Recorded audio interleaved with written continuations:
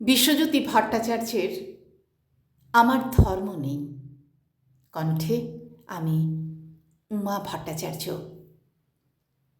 নেই ধর্ম, নেই বর্ণ, নেই গোত্র জাতিগত পরিচয়।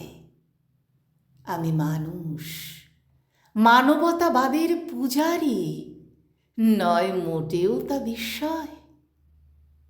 মানুষ আমার ঈশ্বর, দেবতা, মানুষই আল্লাহ গড। মন্ত্র একটাই, নির্ভীক সততা।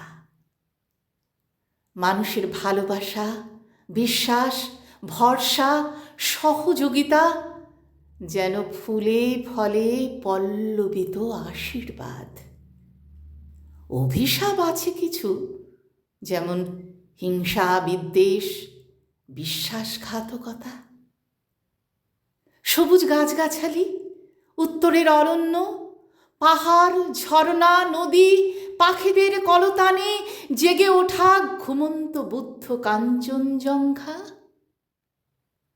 বলাকার পাখি সূর্যের বিদায়, পাড়াগাঁয়ের সরলতা, অনাড়ম্বর দিন যাপন, তাদের আতিথেয়তা আমার স্বর্গ।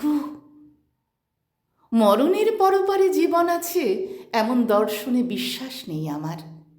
বুঝেছি এসবই লোক ঠকানো কারবার, তাই মূল্যহীন সেটা শ্রমজীবী জনতার। দূষণে কাহিল কংক্রিটের জঙ্গল, আধুনিকতার বিলাসিতায় হাবুডুবু শহর নগর। যেখানে বিবেকের দংশন নেই, সরলতা বোকামি, আত্মকেন্দ্রিক জীবন, আপোষ করে বেঁচে থাকা দস্তুর, সেটাকেই ভাবি নরক। আমি নতুন ভোরের স্বপ্ন দেখি। আমার ঈশ্বর শ্রমজীবী জনতার কলরবে উত্তাল।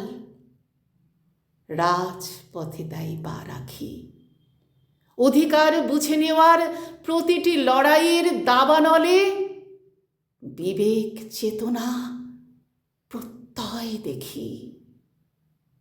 বিবেক চেতনা প্রত্যয় দেখি।